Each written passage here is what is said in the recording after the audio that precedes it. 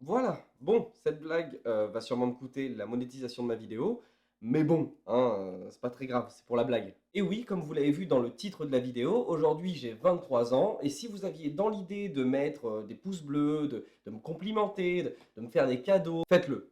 Surtout, n'hésitez pas, faites-le, et couvrez-moi d'amour. Bonjour à tous et bienvenue pour cette vidéo qui change complètement de ce que je fais d'habitude. Je suis Sam et c'est avec un immense plaisir que je vais être votre hôte pour cette vidéo. Vous savez, je trouve qu'avoir 23 ans, c'est un âge un petit peu bâtard. D'habitude, je m'en fous complètement de mon âge, mais les 23 ans, ça me marque un petit peu parce que j'ai l'impression d'avoir clôturé toute mon insouciante jeunesse et que du coup, je dois démarrer ce qui est potentiellement ma vie d'adulte. Et je dis bien potentiellement ma vie d'adulte parce que pour moi, là, à 23 ans, je suis pas encore vraiment prêt à être un adulte et tout ce qui va avec, quoi. Alors déjà, mon premier réflexe, vu que c'est la première fois que je fais un truc comme ça a été bizarrement d'aller regarder qui est né le même jour que moi et qui est né la même année que moi. Et pour l'année, je suis tombé sur Birdie. D'ailleurs, c'est une très bonne surprise parce que j'ai toujours cru que Birdie avait 25-26 ans. Mais pour moi, hein, c'est peut-être un signe. C'est peut-être un signe. Donc, Birdie, si tu vois cette vidéo, ce qui est à 100% sûr, je veux dire, qui ne regarde pas mes vidéos. Donc, Birdie, si tu vois bien cette vidéo, n'hésite pas, envoie-moi un petit message privé. Et puis voilà quoi. Et pour le jour, je suis tombé sur Aurélien Antoven. Alors, c'est apparemment le fils de Carla Bruni et il a une chaîne YouTube. Alors, ce que je vous propose, c'est de rapidement aller voir ce qu'il fait sur sa chaîne YouTube. Alors, je m'attendais à pouvoir faire une remarque marrante, mais au final, bah, c'est très correct, hein. Donc, on va juste enchaîner la vidéo, quoi. Il est temps de parler du point central de cette vidéo, parce que oui, le but, c'est pas de regarder qui est né le même jour ou la même année que moi. Le point principal de cette vidéo, c'est un article de BuzzFeed qui s'appelle « Les 23 problèmes qu'on a quand on a 23 ans ». Alors je me suis dit que ça pouvait être drôle de comparer mes problèmes de personnes de 23 ans à ce que proposent du coup ceux de BuzzFeed, parce qu'on sait tous que ce genre d'article, c'est rempli de généralités, etc. Donc bon, je me suis dit que ça pouvait être drôle, alors, voyons voir le premier problème. Quand tu sors, tu te comportes comme si tu étais encore à la fac. Je vous avoue que je vois pas vraiment de problème ici. Enfin, à l'époque de la fac, quand je sortais, on buvait et on dansait. Et là, à 23 ans, bah, quand je sors, je continue de boire et je continue de danser. Donc, je vois pas vraiment de problème ici. Mais le lendemain, tu te rends compte que ton corps ne supporte plus l'excès comme avant. Ah oui, d'accord, ok. Non, mais je vois, ok. Autant pour moi, en fait, le premier problème et le deuxième problème, ils sont reliés. Mais bizarrement, même en reliant les deux, je trouve toujours pas le problème. À l'époque de la fac, bah, j'étais dans l'alcool, la drogue, enfin, les femmes, tout ce genre de trucs. Et même à l'époque, c'était déjà très dur à supporter. Et au contraire, bah, maintenant que j'ai 23 ans, tout ça, je le supporte beaucoup mieux. Bon, pour la suite, je vais vous joindre le 3 et le 4 parce que visiblement, BuzzFeed, ils aiment beaucoup étaler les problèmes sur 2 points pour arriver au 23. Donc je vais les lire ensemble. Sortir ou dormir, ton nouveau dilemme, parce que tu sais qu'aller travailler avec la gueule de bois est un supplice. Alors ce genre de choses, on s'en rend compte bien avant, hein. Quand tu as 16-17 ans et que déjà tu prends tes premières cuites et que le lendemain tu dois assumer une journée de cours de 8 heures, rien que là, déjà tu regrettes d'avoir pris ta cuite et tu sais ce que signifie la gueule de bois. Et le pire dans tout ça, c'est que personnellement j'étais à l'internat et donc du coup à l'internat, les soirs on devait manger au self, et ben on devait se retenir de vomir dans les assiettes du self. Et ça c'était vraiment très très dur. Tu es désormais trop vieux pour participer aux soirées BDE de ta fac. Alors ça, c'est totalement vrai. La dernière fois que je suis arrivé à la soirée BDE, on m'a refusé l'accès parce que justement j'avais 23 ans. Il faut savoir quelque chose, c'est que quand on a 23 ans, on a un badge en fait avec marqué notre âge. Et quand on veut rentrer en soirée BDE, eh bien malheureusement, les gens, voilà, c'est à eux de dire oui, non, oui, non. Parce que bah, c'est sûr que faire des soirées avec des gens qui ont 3 ans de moins que nous, il y a un univers quoi. Tu vois, on n'est vraiment pas dans le même délire. Donc ça se comprend. Donc moi du coup j'ai toujours mon badge sur moi. Voilà, c'est une chose à savoir quand on a 23 ans. Mais il t'arrive encore de payer ton fast-food avec de la petite monnaie quand tu es complètement bourré. Absolument faux, BuzzFeed. Le pire quand t'as 23 ans, c'est quand tu sors avec la carte bleue, pas avec la monnaie. Parce que bon, la monnaie, à la rigueur, si tu sors avec 30 euros, tu peux laisser la carte bleue à la maison. Mais quand tu sors qu'avec ta carte bleue, et que le lendemain, avec la gueule de bois, tu regardes les tickets que tu as fait parce que t'étais complètement bourré, c'est là où ça devient vraiment rigolo. Du coup, quand les gens te disent de te comporter comme une personne de ton âge, tu es un peu paumé. Je n'ai jamais entendu quelqu'un me dire ça, ou même dire ça autour de moi. Enfin, je veux dire, j'ai 23 ans, pas 50.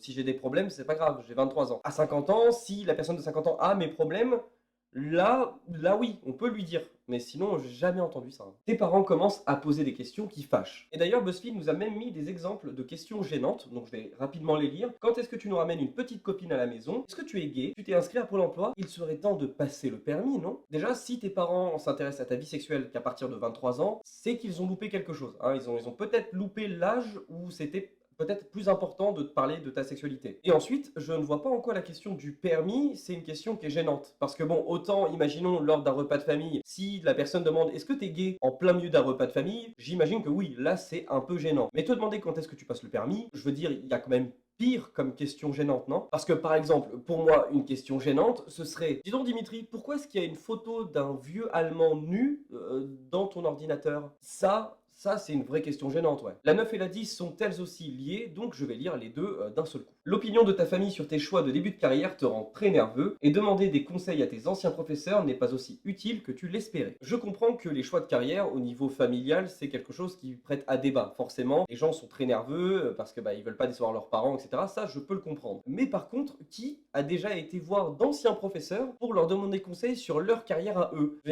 Ça, c'est quelque chose qui est naze. Il y a des super conseillers et conseillères d'orientation. Va voir ces gens-là, va pas voir quelqu'un qui t'a déjà oublié depuis 4 ans. Et même si on part du postulat que tu vas voir un prof d'il y a un an si t'étais en fac, le mec voit passer des centaines d'élèves. Il t'a déjà oublié à la seconde où t'es sorti de la classe. Donc peut-être que pour certaines personnes ça peut fonctionner, mais pour la majorité, non. Il est grand temps de cacher toutes les photos douteuses de ton profil Facebook. Je n'ai certainement pas attendu mes 23 ans pour cacher mes photos douteuses de Facebook. Tu pries pour que tes prétendantes ne soient pas trop difficiles parce que tu es pratiquement fauché. Et bah tu vois BuzzFeed, moi j'interprète ça un petit peu différemment. Il faut sortir, il faut rencontrer quelqu'un qui te plaît, et si cette personne-là, elle est pas contente d'un petit McDo en amoureux, et bah c'est que c'était pas la bonne personne. Point barre, et c'est pas une question d'argent.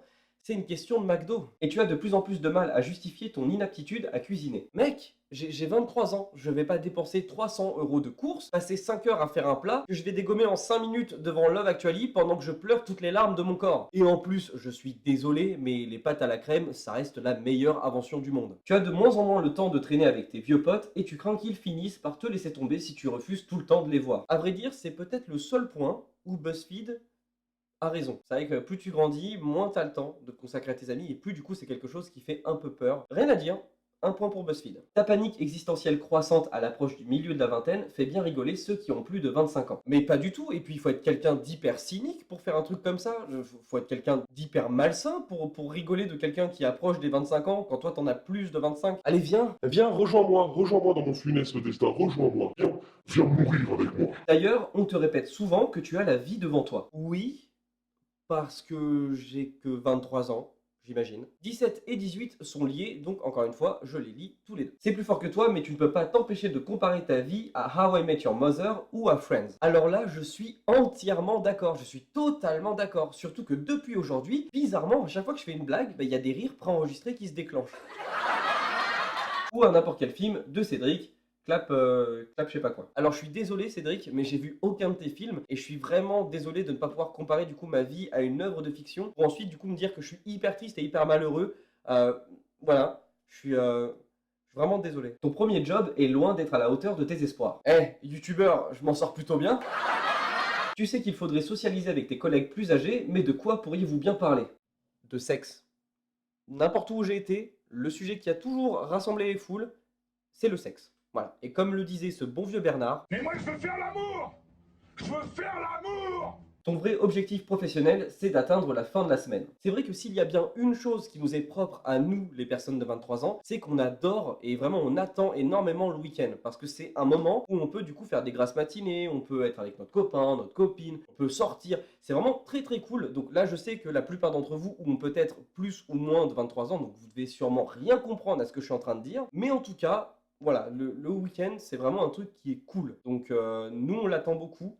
Je sais pas pourquoi vous l'attendez pas spécialement, mais c'est un truc qui est cool. Et enfin, pour terminer, le dernier, le 23e point, et tu réalises que ta vie est désormais définie par le job que tu fais. Ce qui n'est pas forcément faux, c'est souvent que oui, la première fois qu'on travaille, on se rend compte qu'on doit moduler en fait notre vie autour, avec justement les amis, les heures de libre, on doit quand même pas se coucher tard. C'est vrai que ça fait assez bizarre d'avoir ce premier job qui nous pousse à rentrer dans un rythme de vie qui tourne autour de notre travail. Mais je pense pas que ce soit ce qui nous définit. Non, je pense que ce qui nous définit avant tout, ce qui est la base de nous et ce qui doit définir notre vie, c'est l'amour. Mais moi je veux faire l'amour. Merci beaucoup d'avoir suivi cette vidéo, j'espère qu'elle vous a plu. C'est la première fois que je tourne un truc dans ce style-là et j'aime beaucoup ça. J'ai vraiment beaucoup apprécié tourner ça, même si je suis peut-être pas encore assez à l'aise, peut-être que je gigote, il n'y a peut-être pas encore les bonnes intonations de voix, mais c'est un format que j'aime beaucoup, que j'ai toujours voulu un peu faire. J'ai déjà d'ailleurs essayé avec une série à l'époque. Bon, la vidéo maintenant elle est en privé, donc pouvez plus la voir. Mais en tout cas, j'espère sincèrement que ça vous a plu. Je vous remercie énormément si vous êtes resté jusqu'à la fin de la vidéo. Je vous remercie d'avance pour les messages de joyeux anniversaire, etc.